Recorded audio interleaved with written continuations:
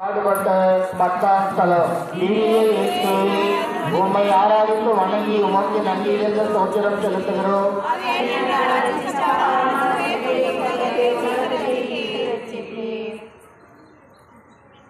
இயேசுவின் ஆடைகள் பறிக்கப்படுகின்றன. கல்வாரி மலையின் மேலே இயேசு தன் தாய் அவருக்கு ஆசையோடு நெய்து கொடுத்த ஆடையை வீரர்கள் அவரிடமிருந்து உரிக்கிறார்கள். அவரை நிர்வாணமாக ஆக்குகிறார்கள். சிந்திப்போமா? கடவுளுக்கு எதிராக குற்றம் செய்த ஏவாளும் ஆதாமும் கடவுளின் முன்னிலையிலிருந்து ஒளிந்து கொண்டனர்.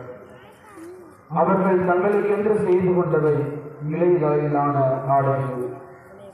ஆனால் கடவுள் செய்து கொடுத்ததோ அழகான தோல் ஆடைகள்.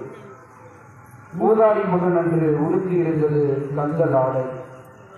ஆனால் தந்தை அணிவித்ததோ முத்தாடை.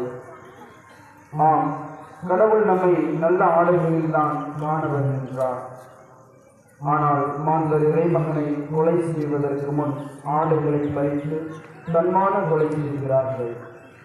இயேசுவின் ஆடைகள் பறிக்கப்பட்டதால் வருந்தும் நீ உன் பெற்றோருக்கு ஒரு ஆடையாவது எடுத்து கொடுத்திருக்கிறாயா? உன் வாழ்நாட்களில் எத்தனை ஏழைகளுக்கு உடையில்லாமல் வறியோராய் நீ பார்க்கும் அனைவருக்கும் எத்தனை முறை ஆடை வாங்கி கொடுத்திருப்பாய்? உன் கண்முன் நடந்த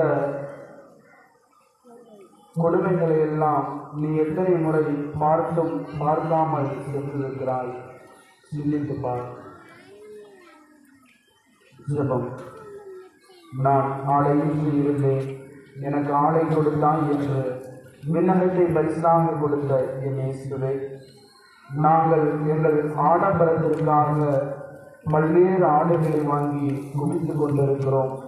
ஆனால் ஆடை இழந்து நிற்கும் உம்மை பார்க்கும் போதாவது ஆடை இல்லாமல் தவிக்கும் ஒவ்வொருவருக்கும் நாங்கள் உதவி செய்து வாழ தேவையான அருளையும் ஆசிரியரையும் எங்களுக்கு தாரும். ஆமென். தந்தைக்கும் மகனுக்கும் தூய ஆவியானவருக்கும் மாட்சிமை உண்டாவதாக.